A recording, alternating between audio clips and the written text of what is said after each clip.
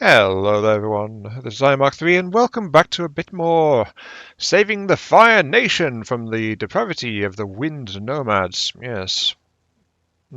Sorry, I still feel like that script is slightly garbled. Welcome back to Phantom Brigade. We fight to free Fireland from the neighbours who surprise attacked us 3 years ago and stole all our cookies, presumably. Also, they ran over a sandpit last time. I'm still rather mad at them for that one. As you can see, we now have a redhead in the group. That was a bit of feedback from Happy Hafer, though. As we pop in, and I think I've turned the volume up too far. Turn down. Okay, right. So, Longbow looks pretty good. Colour's not quite as vibrant as I expected them to be, but it works well enough. I actually deliberately went for a slightly more muted colour scheme in that regard, so to be honest with you. There were some gold highlights in there. The alternative is these pinks you can see in the shoulders and things. That's the more vibrant version of those colours. Sorry, continue. Though the head feels off in light blue, going by gradient colour shift. Strong red or a deep black. Try them out and see what looks better. I'll be satisfied with either. So, yeah, I've put a red on there. I did have a look at the black briefly, but it didn't really seem to suit. But if we go down to upper body, there's the head. So the blacks, it just came out as black, and it kind of like the colours stopped. So I felt like the red actually helped it a bit better. Then I was looking at different colours of red. There's a lot of very muted ones, but this one's like a decent compared to the overall thing. The upper body, though, if I could find it, is that one there. And then if I can swap that around slightly, or I can just go basically full bore. The primary colour becoming the lighter one. Probably better if I show you on the arm, wouldn't it? Left arm, upper arm. So yeah, at this point, even this purple, which is the deepest purple it offers, turns into a pink. So that's kind of why I went with that as the highlights rather than the main body colour, just for that reason. Same with this. There aren't actually that many pure, vibrant colours. They're all muted in some respect. Except for this batch of colours down here. Down here, it's actually all metallic. So it gets very shiny and reflective, as you can see, like that. Maybe that would be more interesting to you. Let me know if you kind of want me to tinker with it further. As I said in the text below last time, any of these can be changed. Anything can be requested. It's just like, if you're not happy with it, let's tinker with it. Well, you seem to be happy about the name. You've not asked me to change the name on it. Oh, speaking of, I have got information for 2 more mechs to be customized. Unfortunately, they're roles that we don't exactly have equipment for yet. So right now, our other mech is still very much the shielder, because I'm not willing to go without a shield at the moment. When we get more units, maybe. But right now, I just really like the shield. I want the shield. I like clonking the enemies over the heads with it. You know? That's kind of how it goes. Anyway, let's go ahead and start moving. We are off to the breach. Swift decisive actions, trying to hold this base. Quickly limit garrison on site. Expect static defenses and potential reinforcements. Okay, so we have to have a bit more of a fight for this one. Call mech stop status to the enemy. Radio crackles and confirmation from Fireland Freedom Force. Everyone is ready to go on your word. This is it, one last push, and this province is free. And when this province is free, that'll mark the end of the tutorial. Rejoice! It's only taken me 3 episodes. I don't know. Anyway, getting back to that though, as we go back to our squad. Our troops are already set. We are good to go. Deploy. Yes. Back to the comments. Well, also when I was talking about roll, I meant a small symbol that you can change top left of the customization screen. Whoops. Though yes, equipment-wise, long-distance weaponry was intended. Sniper rifle or long-range heavy weapon would be nice once you got one. Beam weapons are quite rare, at least so far as I've got. And since you need multiple of the same kind of it, the workshop is kind of useless too in that regard. And regardless, as long as you keep a long-range weapon on it for most missions, I don't care if you do the other weapon slot. Okay. Good to see you, Commander. Our forces are engaging the enemy on the perimeter. 2 of our mechs will join at the gates. Give them hell. Okay, so we're coming to new enemy types here. And honestly, in my testing games, whenever I got the sniper mech, I left that mech with the sniper. just because it was actually really good with it, despite the odd range bracketing that is the sniper cannon. Sorry, the sniper has. The cannon is a different weapon, which we can get later, but that's kind of earmarked for a different mech. And it's also a mid-range rather than a long-range thing as well, so yeah. Anyway, static defenses. Location protected by turrets. Turrets have behaved differently from other units. They have no pre-planned attacks. Instead, turrets continuously scan their surroundings and fire on any unit crossing their range. Stay out of their detection cone to avoid damage. Would have been nice to give the longbow the sniper specifically for this. Also, are there 4 turrets here? No, that's a tank in the background. There's 3 turrets here. In normal mode, there weren't any turrets in this mission. Oh no! I'm dealing with heavy emplacements. Well, heavy-ish emplacements. They're not that tough. Oh, that's why I don't remember the turrets. I blew up the generator. Right. Yeah, okay. Destroy the generator or disable turrets. Try using textile mech with long-range beam to do the job. Yeah, we get to play with a beam again for this one. Fighting for yours is another backpack missile launcher. I can't wait to get some of my own. In addition to its primary weapon and shield, the backpack has limited charges but makes powerful indirect attacks.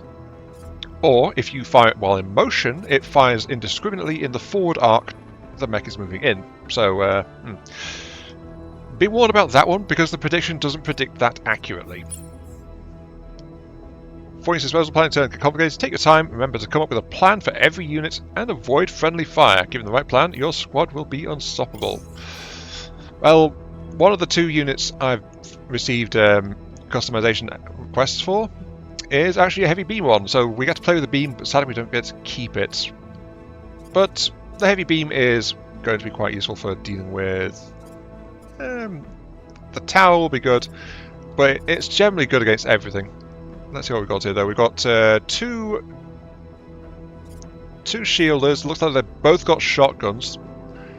I think the game likes that because the shotgun and shield both class as short-range weapons. I prefer the flexibility of the assault rifle, to be honest. Well, this one is an assault rifle and a missile pod. Ooh, I don't like that. And yep, that was a tank. Though there is another turret there as well. There are more turrets than there were previously, I think. But if I blow up the generator, that will take care of that.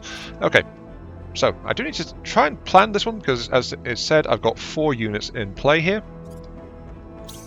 What have you got? You've got a machine gun, mid-range, long fire burst, fires a lot of bullets.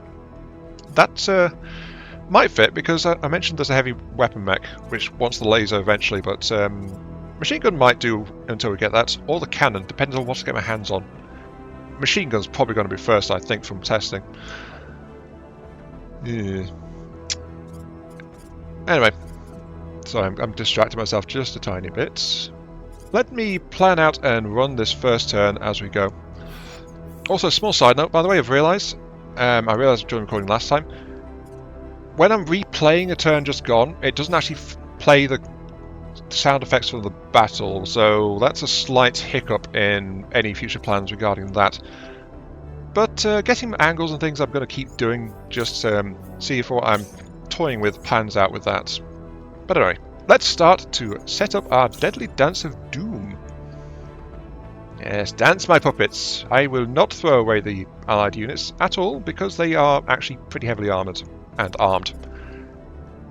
Yes. Let's see what we plan to do. Because I noticed the enemy doesn't seem to have any plans at all. They don't know we're here yet. I can work with this.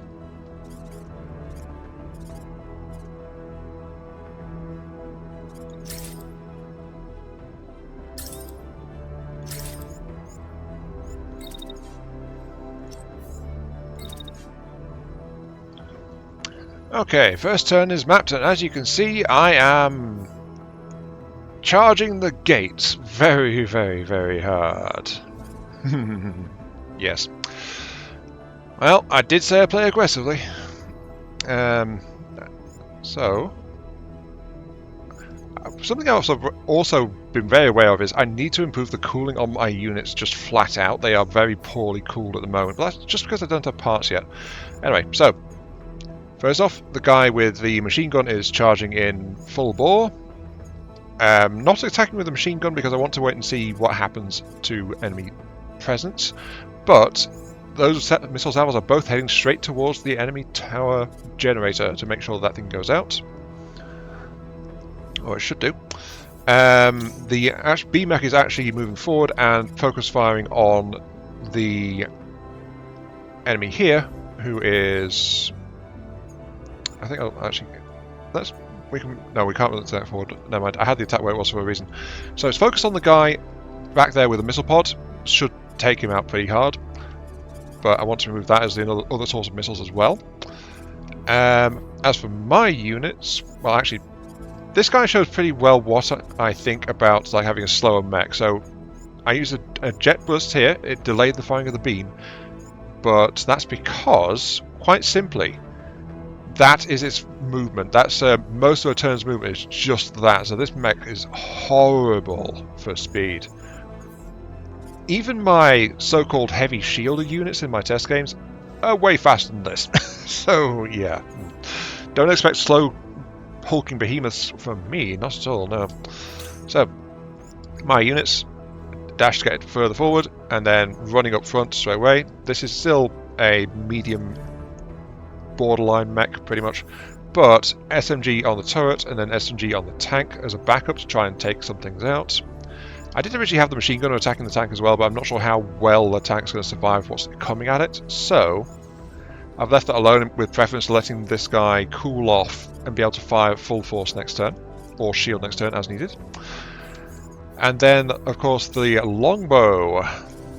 The longbow is firing a opportunist volley at a turret just in case, try and make sure, because it's charging up right next to the turret, and then it is firing past that area with high accuracy assault rifle fire at one of the enemy heavies to try and knock it out before it really starts to react too much. 2 attacks though, so odds are it'll survive that. Despite saying it's predicted 600 damage total, that's not much on hard, so we'll have to see how all this goes. Now, what was it? Number pad... I'm trying to remember what it was to... There it was, plus, right, okay. So, let's go ahead and see what happens regarding all of this. And can I still click on the thing while... No. The HUD's got to be up for me to actually execute. Here we go.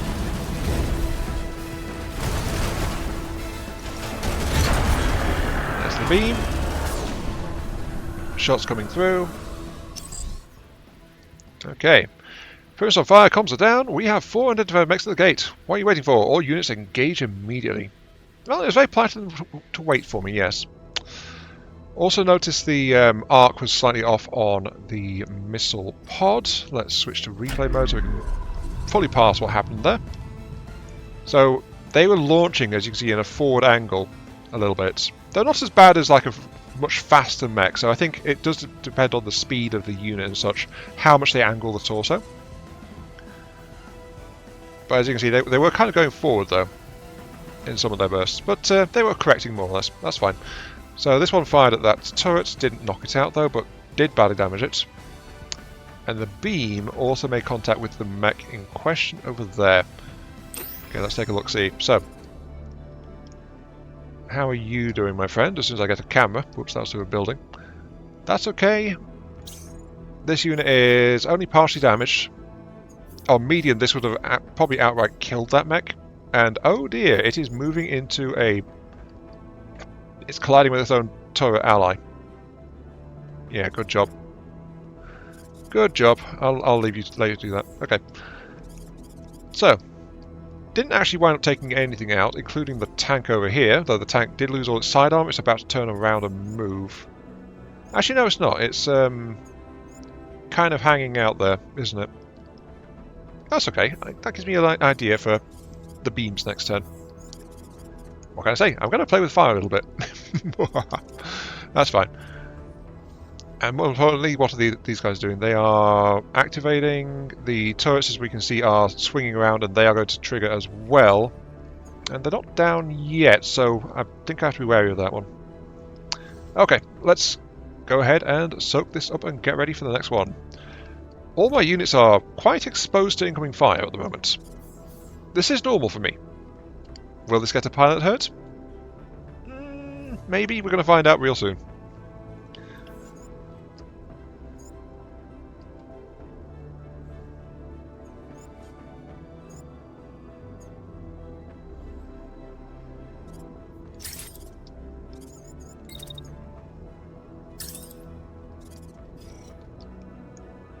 Yes, as you can see, my solution is not to pull back, really. My solution is to push forward.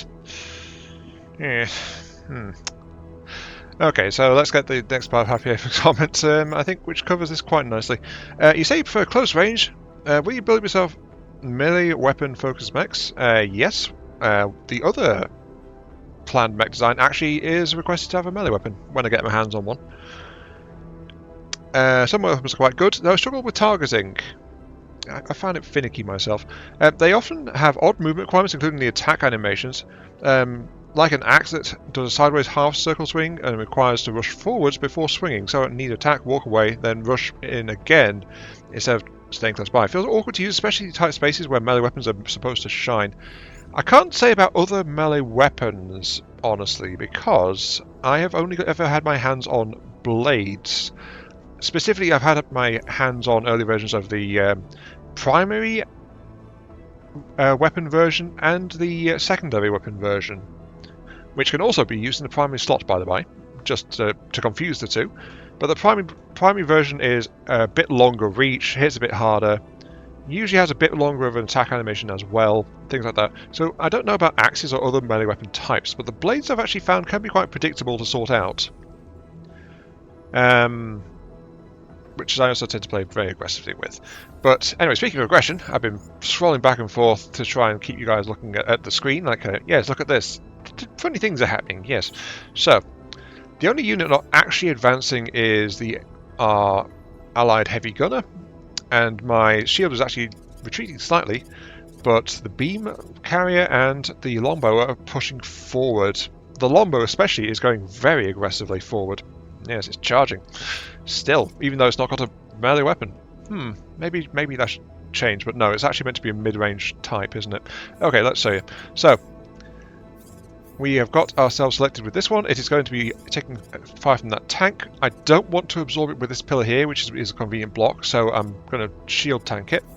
And then it's going to be firing off a volley of missiles at this tank over here, which probably aren't going to hit it because it's going behind cover, and then a volley over here at this protector unit. Actually, that's going to be more useful, I think, if I launch both volleys at the protector and worry about the tank later. So let's do that. Okay, next one. We have the beamer is moving forward a little bit, and that's because of the movements of the enemies. So it's maintaining lock on that. Then it's firing again a bit early, so it's going to overheat slightly. But I don't want to pull it back any further. But again, this is also not my unit, so I don't really care so much. But it's firing there to go through the turret, through the tank. And if the tank manages to pull back a little bit, it will actually also go ahead and fire. Well, it's actually in a position where it should, in theory, hit the mech as well. Not quite sure on that one. Depends on how well the tank survives or not. Let's push the B back slightly so that it kind of guarantees. It's also got 2 through the building that intervenes as well, but that should hit the mech too, in theory. Now, my shielder is pulling back. First, it's pausing here because, well, that building I mentioned I didn't want to get wrecked blocking the for the machine gunner is going to absorb hits from the tank for my shielder. Then it's going to shield because it can't really block against that, but its long-range machine gun fire shouldn't be too bad.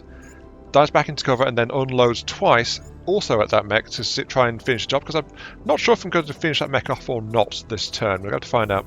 Then longbow, well, it's doing the only thing that's sensible and charging forward. In this case, it's charging forward a little bit, pausing. It's behind this building, so this turret won't pick it up on its sweep and shoot at it, but it's unloading a round into this turret, which should finish this turret off. Then it's pushing forward a bit further and unloading another round into the mech that it's been shooting at before, which will partially get it in the front and partially get it in the side.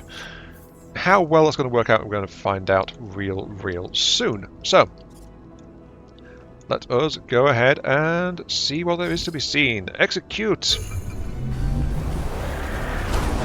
Oh, turrets. And I forgot to turn off the zoom camera, yes. Oh, excellent. That beam is striking 3 targets. Oh, that poor mech. Yep, there goes the mech as well. Confirmed. We have our enemy skirmisher down. Most excellent. Okay, right. Let's go back and review real quickly because this is moving quite nicely. Longbow custom enemy down. Wait, why is it saying the longbow custom enemy down? Oh no, it's because all units get experience if something's down. It's just to get more experience, I think, if they do the hit themselves. Okay, replay. Right. Give me repeat mode.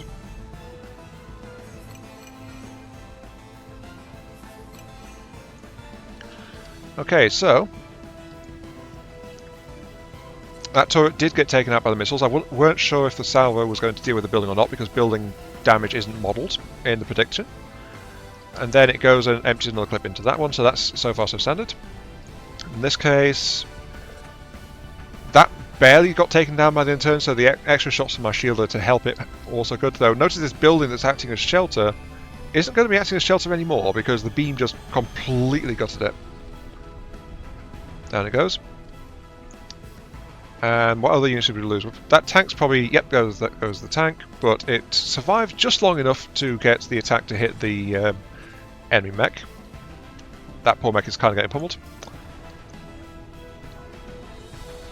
Our shielder did take some hits from the machine gun, but then also died behind cover. But at this range, the accuracy of the enemy wasn't too great anyway. That's okay though. And we've got 2 missile swarms lastly coming in to go towards this guy. But as you can see, they are still on their way. Okay, so that is the result of what happened there. And we saw all enemy turrets taken out, 1 enemy tank and 1 enemy mech taken out. And we'll see exactly how well this goes this time. This unit has taken some knocks, okay. It is planning to open fire at my shielder of all things. Okay, that's fine. The other AI is having a moment and shooting at a building. Yeah, good job, good job. This tank is also flying through a building. So yeah, this is the other AI bug I mentioned previously. I mentioned there was one where the enemy doesn't do anything, and there was one where the enemy takes shots that don't really make much sense. In this case, that's happening. This tank is shooting a building that's right in front of it. If it was already damaged, it might have taken itself out, but no. It will damage itself, though, with that very, very smart play. This one is a shotgun. It won't achieve anything, but it will damage the building in front of it. The longbow, though, is not in any danger because there's another building in the way as well. And then this one, which is near the longbow, decided to go after my shielders for whatever reason. So, yeah. That's okay, though. Right, let me try and sort the next turn out. Not really much else to say about this one, looking at it. So, we are definitely getting out of the more complex early stages into a more late stage. I have got the support unit moving forward and starting to open up with a machine gun, though it also sends a cheeky little volley of missiles towards that tank that's hiding behind that building over there, some of which might actually hit according to the prediction. Yeah, that'll be good. The heavy one, as we can see, is overheating a bit, but as established, though, this is not my unit, so I don't need to fix it later. That's good. And then I'm switching it to open fire on the relatively undamaged heavy over there to start out with, though missiles will impact first. My shielder is actually going to cross-pass with the beam, but it's going to avoid doing so when the beam is active. So that's that. See, the beam cuts off right before my unit moves into there. And it's going to do my favourite thing, which is contact sport. Shield brace, and say hello to this one over here, which both of my units are now double-teaming pretty darn hard. This one's going to unload 2 more clips of assault rifles into it. All coming from the weapon arm side, and we'll see how that goes. So, that is the plan. Let us see what actually happens in practice, shall we? And go. Not expecting to really kill anything straight off though, so explosions are going off behind the building. Impact. I deliberately delayed that shield bash, by the way. First off, so that it got a better angle for the longbow. Second off, so that the enemy mech is being stunned right as it goes into this turn. So that'll do the job there quite nicely, I think. Very good. In terms of actual overall stats, though, this unit is taking some hits. This unit is pretty badly damaged forward and back because it's taken attacks from both directions so far. This guy is getting pummeled, and the tank has not been hit. Unfortunately, missile salvo is probably not going to do much to it because it is moving through there. It's also opening fire on the friendly beam unit. That's okay, actually. I'll probably deal with that with my allied heavy. So let's take a quick look-see. This guy is taking hits. That's absolutely fine. And then some rounds from both mechs. This one, as we can see, is probably going to go down this turn because it is getting very massively bullied now at this point. And the tank is just living a charmed life, at least for the moment, but that's about to end. Okay, let's go ahead and sort out the next turn, shall we?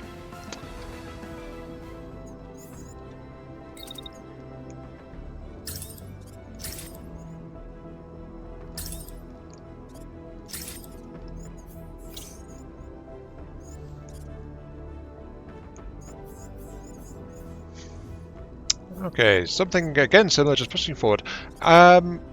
Slight concern though, I didn't realise, but because of the way things were moving, I didn't realise that it's actually my unit that crashed, not the enemy unit. So the enemy's fine, my unit is stumbling. But it's also just moving this way and then for some reason taking a pot shot at one of our supporting allies rather than at the units right next to it. Well, the AI is probably overconfident, thinking my unit just bumped into his back and fell over, so that probably did something with that. Gives the longbow a chance to unload straight into it, though. As you do. My unit is crashing, and then when it gets up, it'll start shooting as well. The beam is just going to sit pretty here and take care of that. And as I said, I'm going to send the machine gunner forward a bit and then use it to deal with that tank once and for all to remove it from the equation. So that is going to be going just fine. The question is going to be at the end of this turn, how badly damaged is this one, and is this one still on its feet? Probably not going to be, but we will find out pretty shortly. So let's get a good overview overall. Here we go. And execute.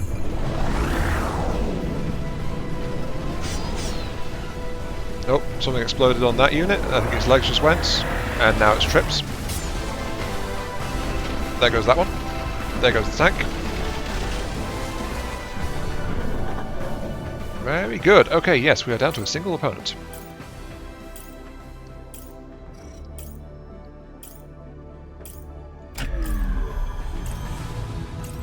That unit's getting speared by the laser. This unit did not survive.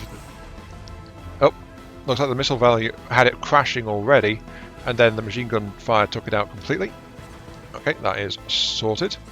This guy walked forward, then it lost its legs and got disabled, and then the following shot caused it to be absolutely dealt with immediately.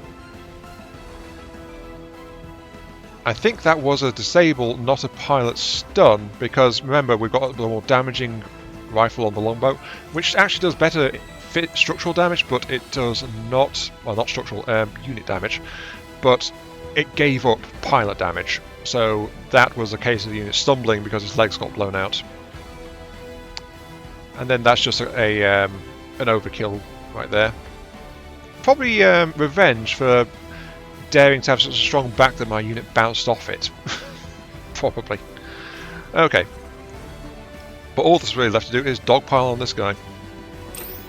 Let's see, how is he doing? He is in generally very poor condition, so odds are he's actually about to go down. Yeah, this shouldn't take long. And yep, nothing much to see here. Just shielding on this guy to block the incoming attacks, and everyone else is very literally piling in as fast as possible to the point where I've actually misjudged a bit of movement. See that? Well, okay. I just spotted a collision during that last glimpse through just to see what's going on. Okay, there is no thing there. Just push those attacks back slightly, and there we go. Corrected for. Carries a bit more heat through to the next turn, but that's okay. Next turn probably won't happen anyway, unless the enemy gets some reinforcements. So, actually, let's go into the options really quick. Graphics, game. Is it game? Display attack cones. Auto camera focus off. There we go.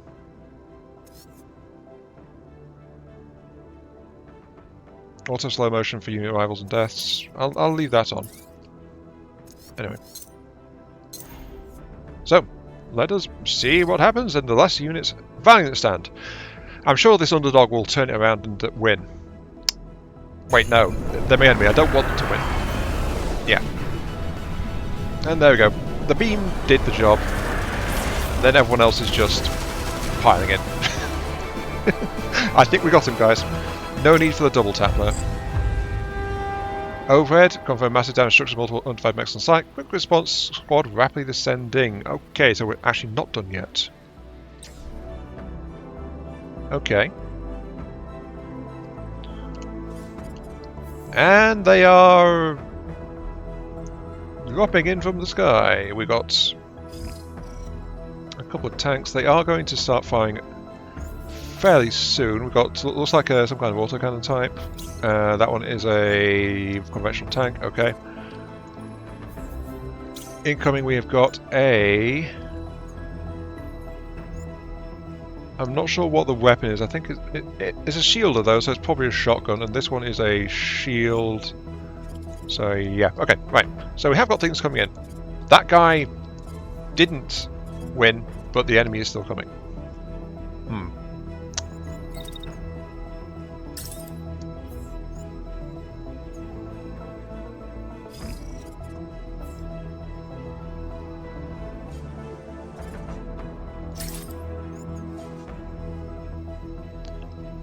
Next turn of this epic battle is set. I am once again shifting forward in a aggressive posture. I don't honestly care too much that the enemy is dropping in all around me. And as you can see, I'm taking advantage by telling one of the units to just walk over one of the tanks, which should end perfectly fine for the tank involved. Last we've got beams head up to do a crossfire, just hit both the enemy units as they go. Just try that out. And then my own personal units are pushing up down the left side to try and deal a bit of incoming. Though in this case, the shielder, because it was on top of a structure, has now to jump back down again, which has done not good things for its heat, but it will at least engage. And this tank does get a shot off here, but the shield is on the other side, but this is the one that's going to collide with my allied unit, so this should be okay. So, here we go. Everything in. Yep, there goes the tank. I've never seen a beam laser do that before. What the heck?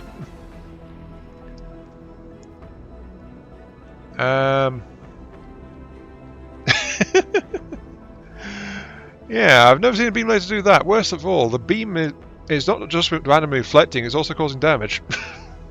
What? I didn't even know that was possible.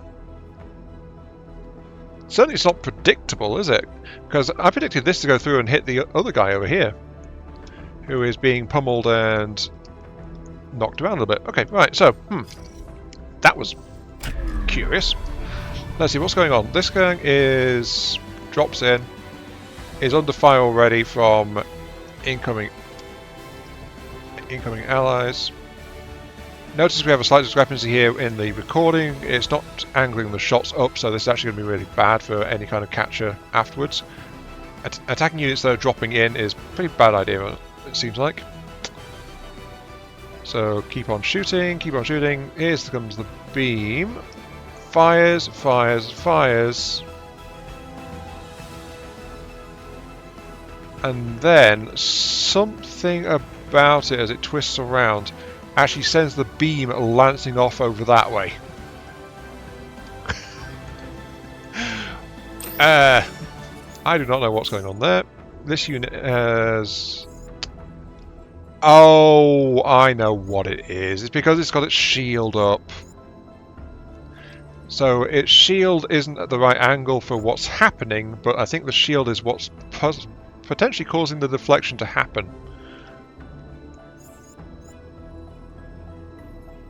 Because notice the prediction doesn't account for this either. The prediction thinks the beam is going straight through.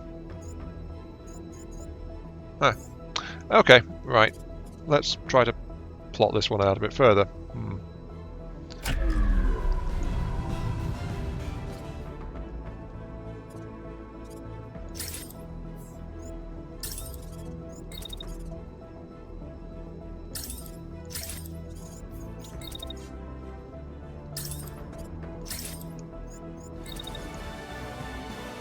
It's worth noting that the rocket pods also disappear, so it looks like the enemies are flying in like a superhero or something? I don't know. And also because we didn't get a good look at the tank getting stepped on there. Worth noting, by the way, that tank isn't actually yet out of the fight, as I found out during the planning mode. It is actually still there, it is just currently crashing. And then it's not doing anything, so I've told the our mech to step forward again and step on it a little bit more. just to show I care, you know? Let it move, and then crunch, and then off we go. And with how badly damaged that tank is now, it should be fine. In that regard, I have also maintained beam fire from this one. Again, I'm pushing a bit heat-wise, I think, but we're going to be double striking again on both of these guys, with also the one in front acting as a barrier to the one behind as well, to protect my unit a little bit. We'll see how that goes. Now, that said, as it moves over this way, our actual units are both going to be pummeling in the back, just to see what happens there. So, let us go ahead and line this up, and play. So, the deflection off of an active shield is quite interesting, I think.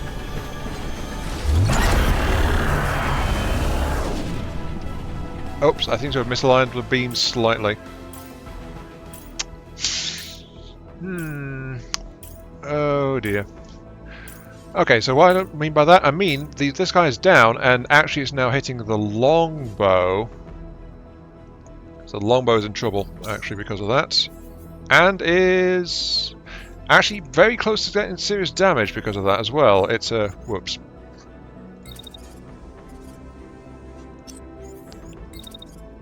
Well, immediately move out because I didn't realise it was aiming quite like that. I didn't double check the beam. So this is one of the drawbacks of firing a beam into close quarters combat. It's going to cause a problem.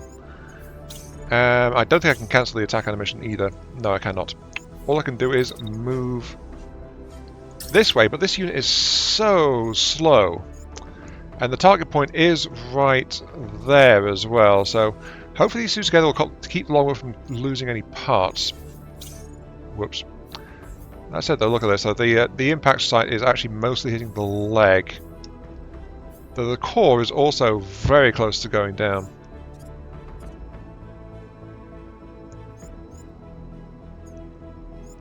But the longbow is very fast, so even a split second it should be out of the line of fire. Whoops. Very much a whoops on my part, that one. Oh well. Right. Let's see, enemy units. The tank is still alive again, though that said it's going to eject its pilot, so it's actually out of the fight. This one is manoeuvring, it is firing at the beam unit, actually, and then moving on. While this guy is moving on and will be firing at... actually, the longbow, that's potentially kind of bad, but not too bad. Okay, right. The most damage any of my mechs have taken so far in this fight, and it's due to my own negligence. Poor longbow. Oh well, it will survive this. I'll make sure of that.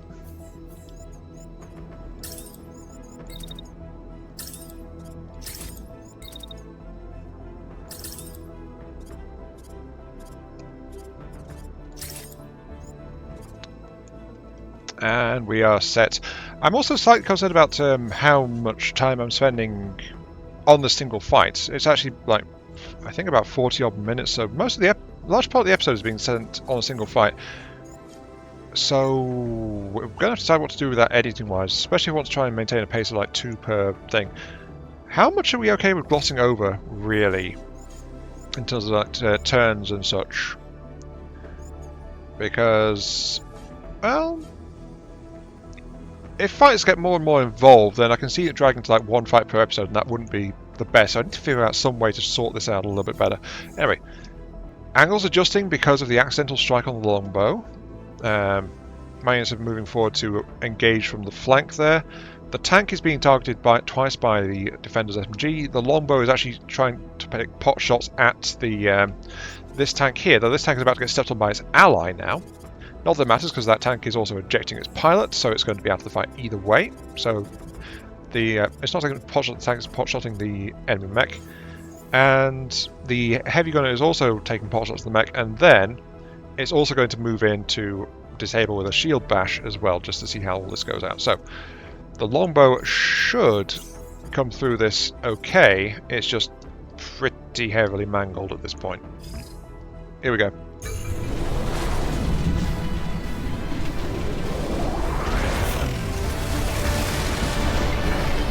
Oh, multiple explosions going off. That might... Yep, that's it. All targets down. Okay. XLO Commander, base secure, enemy disarray, Prim squads on the run. Let's get our pilots back on board. Very good, very good, very good. Okay, longbow didn't lose any parts in the end. It did disengage really quickly from that fight there. So as you can see, the split second with the longbow speed was enough for it to maneuver out of the way. It's just that if it had been in that beam longer on the previous turn, it would have taken critical damage to something. Oh well. My bad there. Though, that said, this unit is also getting absolutely pummeled, including by its ally. As you can see, the tank is shooting at it just there. Just like that, see? And then it is all going down. I think it's stepping on its allied tank was a bit too much for it, in addition to everything else. Because that's when it goes down, right there. When it's colliding with its ally is also when it's going down. But it's also in a massive crossfire too, so, you know, who knows who got the killing shot. Still, there we go. Job is a good one. Shame about the longbow, though. We'll see how badly mangled that thing is after the fight.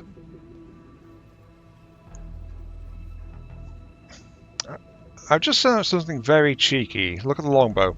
Bonk. Yeah, as a final rude gesture, the enemy mech actually launched a single missile, and right before end of combat, it smacked the longbow in the face. Huh. I just find that amusing. After everything else, the thing I care about in terms of the longbow damage isn't the fact I managed to graze it with my own beam attack, it's the fact it took a missile to the face right at the end. Oh, poor longbow. Oh well, stick around, I'm sure I will never make a mistake like this ever again. Ah, who am I kidding? Okay, let's continue. Right. Victory! 45... Sorry, about 45 minutes for 40-second combat. Yeah, we need to figure out ways to compress these, I think. 8,000 damage dealt, 3,000 damage taken. A good chunk of that was myself doing that, though, so, you know. 13 units total taken out. Unscathed. Frame integrity minus 20%. Yeah, so our frames did take some damage in this one. A few scratches, but survived. I lost a little bit of health, but yep, minus 50% integrity for the longbow. And almost all that was self-inflicted. That's okay though. And honestly, I guess it's okay for a mission to go this long in this video, because we are, of course, at the tail end of the tutorial. So, you know, we're doing okay though. Got anything good here though? We've got a medium Nox with standard bits and pieces. Heavy legs with improved cooling. Ooh, like to see. Plated, Composite, not bad. I'll take it, but I would prefer the cooling, honestly. Composite, though, is interchangeable with improved cooling in my approach to things, mainly because, as I said, aggressive playstyle. I'll try to get enough cooling to reasonably use my weapons as flexibly as I want to, but I will not overlook pieces with composite installed, especially if I've run out of stuff with improved cooling systems, because composite can greatly reduce how much weight the units have to tote around, so that's okay. So, let's take a look at the enemies we have. No, this is actually another reason to have damage loot allowed. We get to have a look at the mechs and see what they were. So this one was a marksman rifle. Really? The only test game I saw that in was in the third area, not the first. So that's turned up early, actually. Marksman rifle is a long-range weapon, but as you can see, it's pretty active over roughly the mid-range of its band, so about 70 to 80 meters or so, something like that.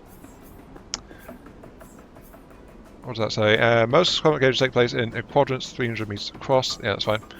Some scatter, attack range, and things like that. 4 shots though, and it does a fair bit of damage. So we do have ourselves a longish range weapon now as an alternative for the longbow, as it turns out. We've also, as I said, found our first machine gun, the Hurricane, on this unit here. Moving on, contact number 3. This one had a AR-2 assault rifle. This one had a shotgun.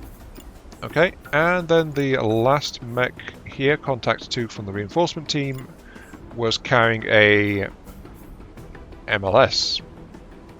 Yeah, so yeah, this is the guy that fired a missile right at the end and clocked the longbow in the face. Also worth noting though, we have an increased confirmed salvage budget, our biggest one yet because this was a bigger fight, but we're still not going to be able to salvage everything.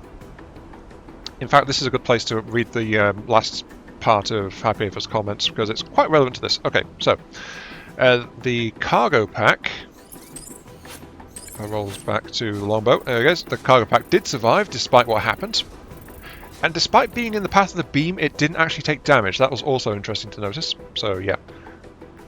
Also, have you noticed, by the way, that is kind of in the way of the pilot's ejector pod? It's right there, and it launches right between those 2 crates on top. I think I found an engineering flaw in these units. Okay, so cargo pack seems to be a pretty rare drop. They either only appear in rare convoy missions or as guaranteed rewards from some of the higher difficulty missions. I haven't managed to get more than 2 either, so I can't be too sure. So, okay, this is a rare thing. Plus the fact that if it gets destroyed in combat, we lose it and can't salvage afterwards, even with salvage enabled, the way we've got it. Means that this thing is... Yeah, we need to try and hang on to this thing until we get a second one and then manufacture the things. That's the only way to guarantee we will have this thing available long term, I think. Because if it's on a unit, it will get damaged and destroyed at some point. No matter what, honestly. Even, well, especially, I was going to say even, but especially if I'm playing a bit aggressive. Moving on though. As we progress back to salvage, and this is why I'm doing this comment now. I definitely agree with your decision to allow loot from destroyed parts. Without that, it would get very difficult to get any specific loot. Yes, like that one, the marksman rifle, yes. It's way too easy to accidentally destroy a piece you want, and then you would need to wait a number of battles to even get this chance at another. Yes. I didn't want to play RNG, especially with it being unable to reliably take down opponents within a certain thing, and also the fact I'd have to use specific loadouts, as I said before. So it's like, I want to be able to take them out in general combat and still be able to get the loot. I pay more for killing them in this way because something disabled is cheaper to salvage than something that's wrecked, but I want to have the option to still be able to pick up a piece I want to get. For those that didn't count on that, and I know I repeated myself, I am sorry. It's just like I was responding there. It's just like, yes, I agree. Yes, this is why. Yes. Especially on hard difficulty settings where you can't afford to waste time repositioning and restraining from attack with your strongest weapons. Yes, that as well. I mean, that fight went okay apart from the self-inflicted damage, but yeah, I would have had to be a lot more careful and a lot more thorough with my prep time in that mission just to take into account things like that. And the fact that I can't rely on my damage to deal what it says it should do in numbers as well is also a major problem. But anyway, yeah, let's go ahead and clock up this salvage. So, we could take this chance to get the machine gun. But we've also got some things here, which is some of these units were also tier 3. This hasn't come up yet, but the workshop upgrades when you salvage, as in scrap. So scrappy, scrappy, scrappy. Enough parts of given tier, and it's a certain amount of each type, so it's like a couple of legs, a couple of arms, a couple of torsos, a couple of weapons, you know, that kind of thing. You got to mix and match a bit, as well as the tier 3s being like better than my current tier 2 stuff, so it is just in general very good to me to pick things up. And I was just double checking, my guaranteed loot was tier 2, so yes, I could get some early tier 3 stuff, or I could scrap to get progress towards workshop upgrade. The only thing that's motivating, I think, is that grey tier stuff can't come with unlocked bits. Yeah, it's unlocked bits is more of a feature of higher tier things versus higher level. Okay, let me just peruse my salvage warehouse real quick and let's see what we can sort out. I feel like I'm making away like a bandit. Yeah. Okay, so it's the pattern. I'm taking along a spare shield, marksman rifle, machine gun, and I'm also picking up from the back. It's a tier 1, but it's our first example of an MLS one-shot, which is a single-shot missile launcher. It's also the one that pegged our longbow in the face, so you know I'm just taking that along as well, just because of that. But it's a long-range one, minimum range 60, max range 140s. Honestly, I wondered about this as an option, but like heavy mech, we have got a heavy missile launcher. In terms of like heavy weapon mech, I mean, as one of the loadout choices. But honestly, we don't really in a situation where I want that until I get more frames, as I said. Other than that, though, we've scrapped everything, and I've realised there's a bit of priority list in terms of scrapping. Torsos first, because they are most valuable, followed by legs and weaponry, like weapons and shields. You get 30 resources base for a torso, 25 for legs and weapons and things, and then arms actually scrap for 20. So arms are the last pick in terms of scrapping for salvage parts, but I'm making out like a bandit, as you can see, like 1025 extracted base material, plus 8 uncommons and 5 rares. I'm not entirely sure where those have come from, actually. Oh, I'm getting some from the torsos. Yeah. That tier 2 heavy torso was 1 blue, 2 green. Okay, so that's sorted out. Da-da-da-da, there we go. Right. These forces have already moved ahead across... to press the advantage, you see scattered reports of cascade units retreating all across the valley. Grip on the province is broken. A small part of Fireland, but it is a step forward. There will be more. Your salvage crew has other excellent needs to report. The enemy has a large inventory of military crawler parts. This is a game changer for the capability of your mobile base. As you view this, one item catches your eye. New capabilities have been unlocked. The base can now be upgraded by spending resources. Yes, now we get to the base side of it. And these upgrades can allow the base to house more units, unlock new capabilities, and more.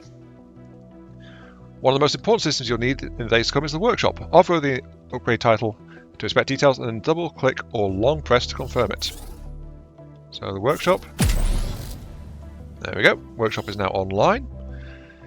And now we can go to the newly opened workshop tab, which Happy Ever mentioned is quite helpful. And this is also something which is one of the things that can be a game changer based on what you're doing in terms of unlocking more parts and things. It's the workshop that's responsible for this. So, workshop tab. With this upgrade, the mobile base is equipped to do more than repairs. Advanced printers and manipulators can be assembled almost anything. Given time, resources, and a blueprint to follow. The unlocked blueprints are listed here. For now, you only possess the blueprints for basic armor and mech frames. Discover more blueprints over the course of the campaign. Frames are incredibly important. These are the bodies of your mechs, units that you equip with body armor and weapons in the customization tab. Building more frames allows you to expand your squad and replenish your losses.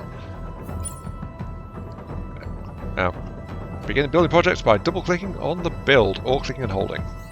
Printing new parts is a delicate process that requires the base to be still, just like mech repairs and part recovery.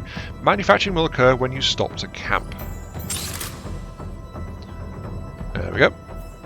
With your mech frame being built, let's review equipment manufacturing. You'll be able to access research parts using category buttons here.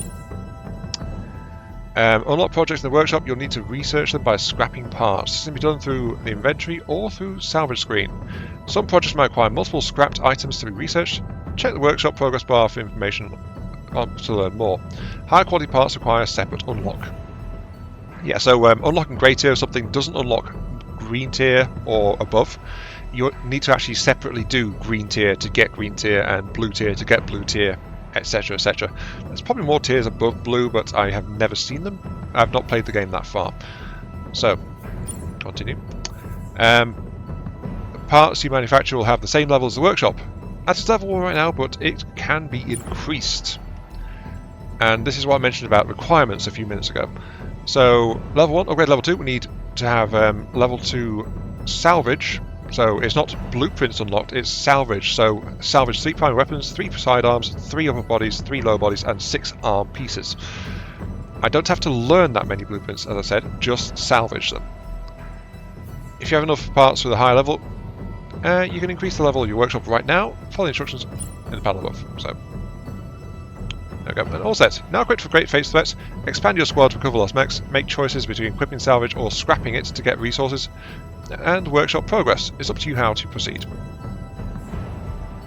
And we can immediately go ahead to level 2. There we go.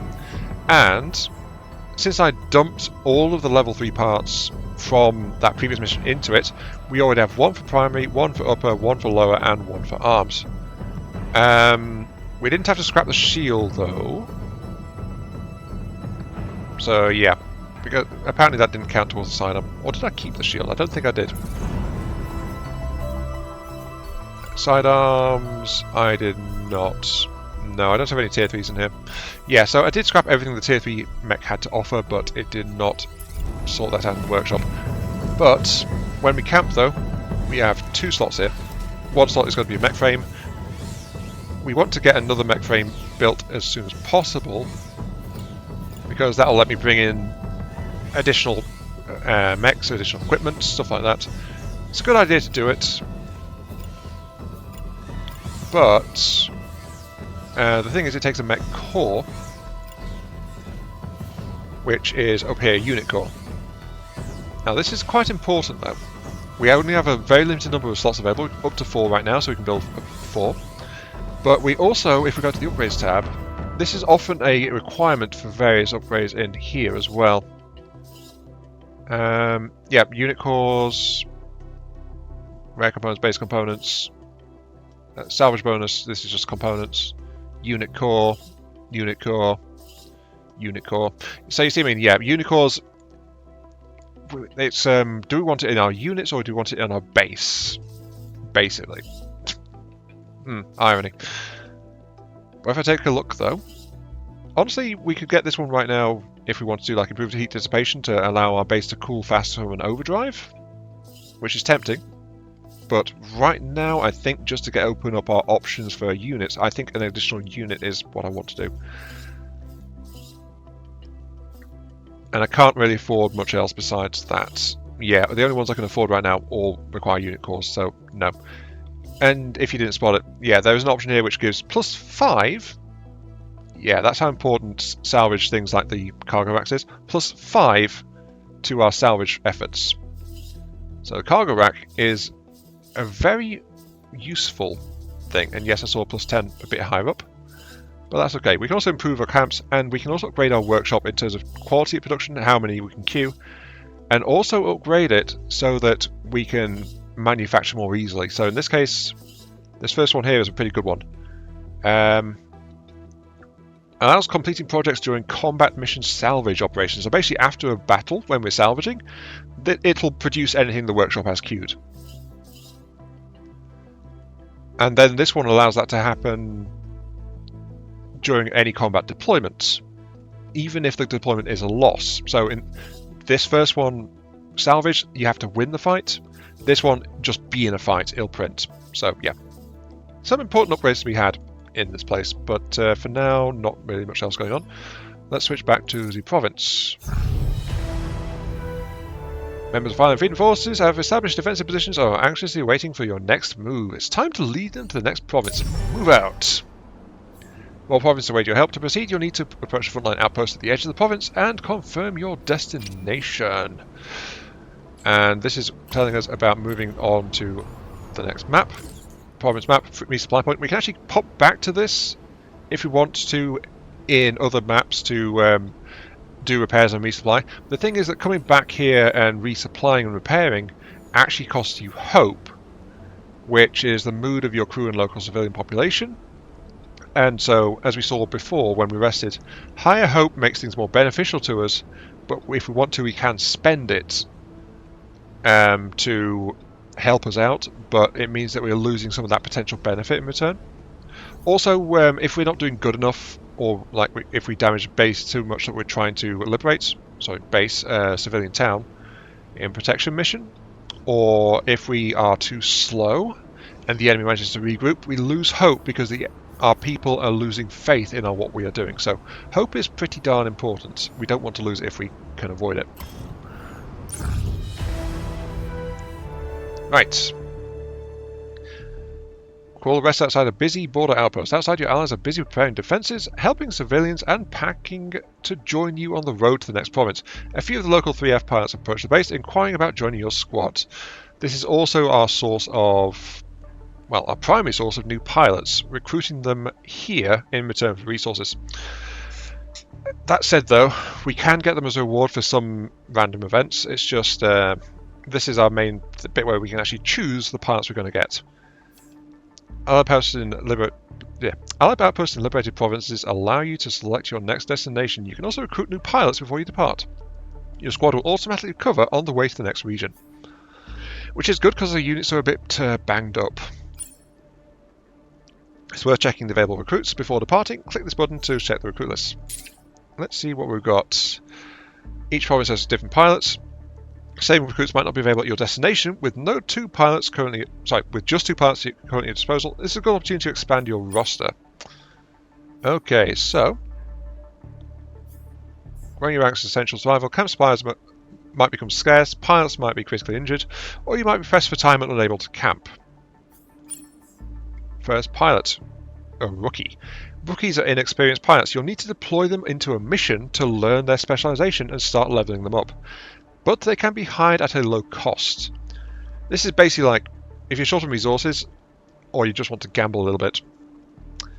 The rookie doesn't have any traits, starting blank slates. New experience to realize their potential. And then after their first mission, this guy will turn into one of the other classes. We just don't know which one. But it's only 150 to do it. And I have to do that because it's a tutorial. Okay, recruit. Yes. Select one of the remaining pilots. Give me the sharpshooter, please. Some pilots will be veterans. They can be costly to hire. And they might already be level past their first selectable trait. Veteran pilots might be the right pick if you need to quickly fill a specific role. Click the button below the portrait to hire this veteran pilot or switch to a different veteran pilot. So this costs more advanced materials. This is going to cost me a unit core? Boo! You gave me a unit core just for this, though, I noticed, because I've suddenly got 2 when I had 1 before. Oh well, let's see. What do we got? Cool-headed and ice-cold on a sharpshooter. Improve heat dissipation, lower hit points, and reduce fatigue limits. Not the best one I'm hoping for in terms of a sharpshooter, that one. Ice-cold. Significantly increased heat dissipation. 35%. Okay. Weapons training, weapon damage plus 10%. Overheat damage reduced by 10% because of sauna enthusiast. And glass cannon. I'm looking at this as a pilot for the longbow, you see. The cooling is meh. I'm not really enthusiastic about that. Because cooling, if we can get our hands on a heat vent, is going to be much easier to deal with on a unit. And I kind of wish I had a heat vent. I thought there was a guaranteed one in this tutorial, but I've not seen it yet. But glass cannon, though, 45% increase to damage output. That makes a sniper way more dangerous just by itself. Though notice it also reduces the unit's durability by 45% as well. So, you know, yeah, adepts are pushing their mech to the limit, but trades increase damage for mech integrity. So this is like, we can't use the longbow as a skirmisher when we get this into it, because it'll become a lot more fragile. Let's see, Foxtrot and Interceptor. Scrappy. Reduced fatigue limits, but +4 to movement speed. Good, good, good. Second wind. Mech speed further increase. Winning collisions heals the pilot by a small amount. Huh. I've not come across that one before. +6 speed and pilot heals, which is pilot health, not unit integrity, when it wins a collision. Potentially useful for a shield user, but I don't tend to deck out melee units that way. Mech consciousness. Pilot draws weapons when the mech is under threat, receiving a hit while under 60% mech health. Mech damage temporarily increases, but -1 to trauma limit. I'm not entirely sure what trauma is, to be honest with you. Or Berserk. Hit on 75%. Power overdrive weapons increase damage dealt. Schadenfreude. Regains health if they destroy an enemy while below 75% health. So this guy is more about pilot health, it seems like. Though also has Unstoppable. Short period of time the unit remains standing after a collision, regardless of impacted unit's weight class. So this one can ignore like bouncing off the enemy like we saw in the previous fight. I think of the two though, I'm more interested in Tango than Foxtrot. Though cooling is not the ideal thing. I can always swap out the pilot later though if I want to. So yeah, I'll pick this one up for the tutorial. Give me a sharpshooter, thank you. Continue. And everything is set up, so travel. Welcome to the world. Fireland is pretty big. Occupation forces holding the rest of Fireland vastly outnumber your team and the rest of the 3F. However, there's always a weak link, a place the enemy grow complacent, neglects maintenance, or left valuable targets unprotected. Fireland Freedom Forces provide you intel about enemy vulnerabilities. In some cases, there'll only be one obvious choice. In other cases, you'll be choose between multiple destinations and with their own pros and cons.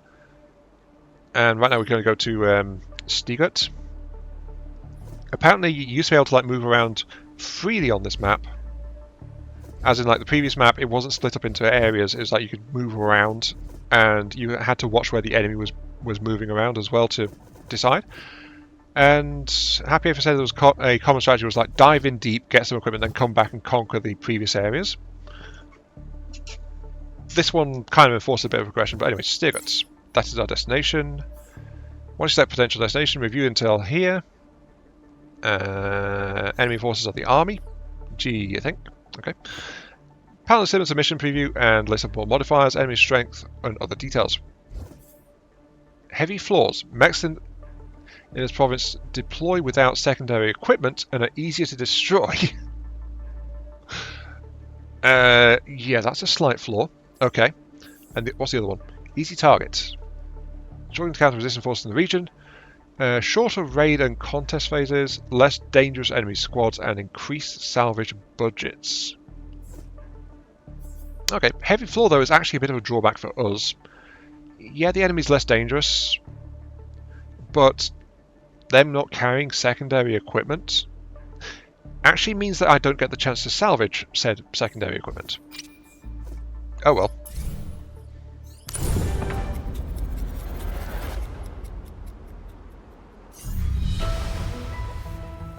Enemy still reading from your attacks at head mark. Press the advantage, identify vulnerable targets, and open a path to the mountains. The ground you gain here will be a safe haven for your allies and civilians fleeing the occupation. Task map lights up with enemy signatures. You've reached hostile territory. Time to pick your next target.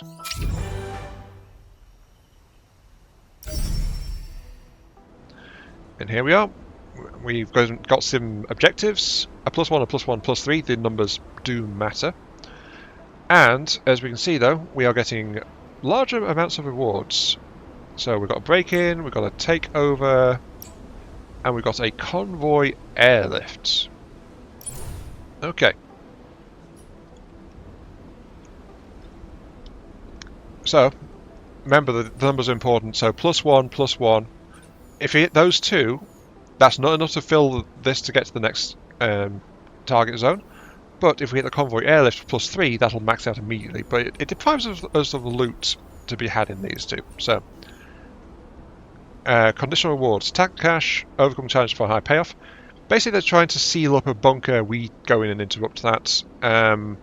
If we get in there and we complete this, we get a backpack, we get our melee weapon.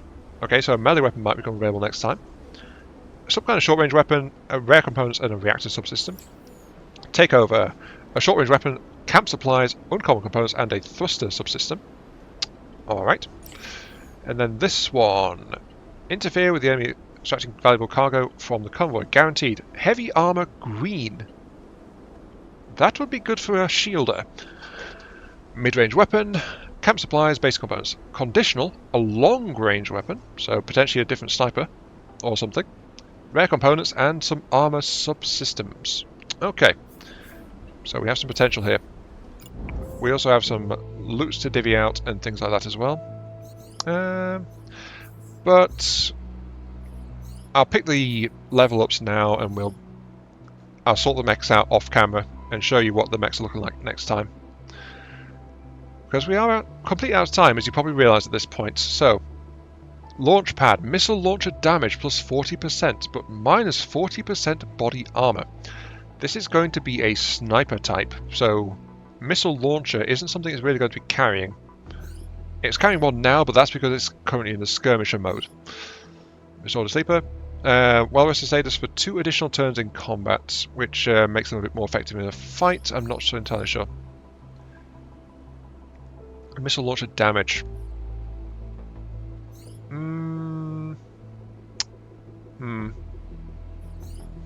Well, I've got the sprinter there, so that's going to be a temporary thing, I think. But right now, honestly, I'm not relying on the missile launcher much. We don't have a decent missile launchers either.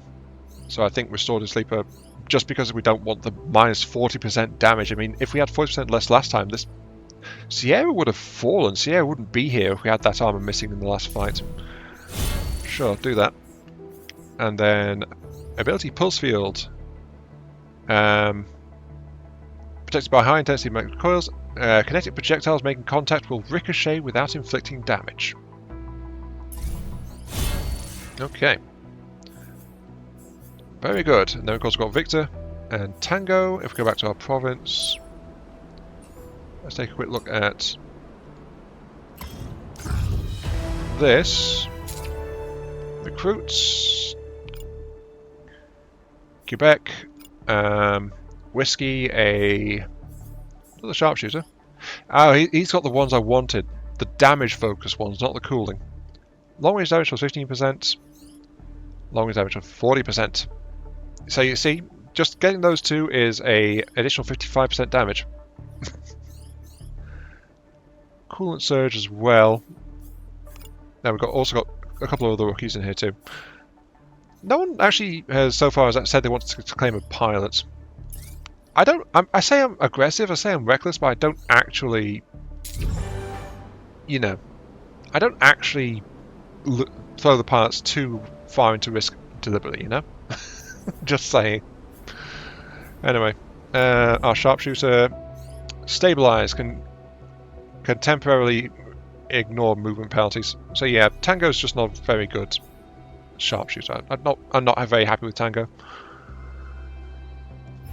I kind of want to get rid of Tango immediately, but I only picked up Tango, the best out of 2 that I didn't really want as well.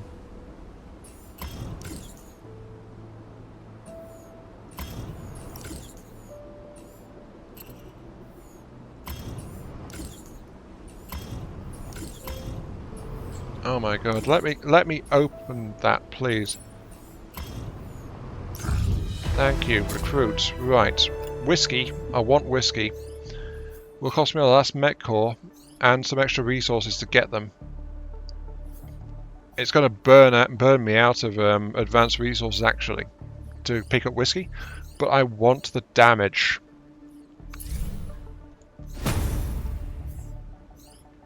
So yeah, I just spent a bunch of resources to cherry pick for a new pilot. I've got whiskey. I don't want tango. Not really.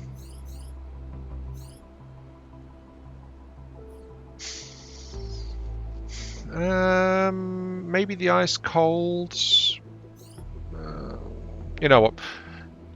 You guys let me know if you think down below if I should hang on to tango just in case I want to put them to use, or if I should just kick them out right now. Because honestly, tango is not what I want in a sharpshooter, but whiskey very much is. So yeah. Anyway, this has been Mark 3. Thank you all very much for watching. Hope you guys enjoyed the show. Feel free to like, share, comment, subscribe, all that good stuff. Helps out me, helps channel give me those virtual headbutts I oh so crave. And we'll catch you all some other time. Yes, indeed. And next time, hopefully, we'll start to get more units. We've picked up our third mech as well, though, as you can see, it is very much a blank slate at the moment. Or at least it should be. Don't know why it's gone into the colour scheme of the Archer.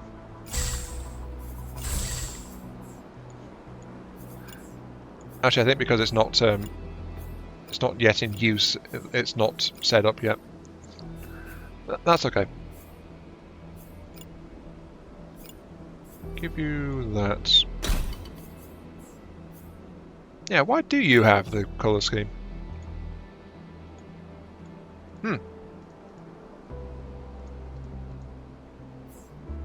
There we go.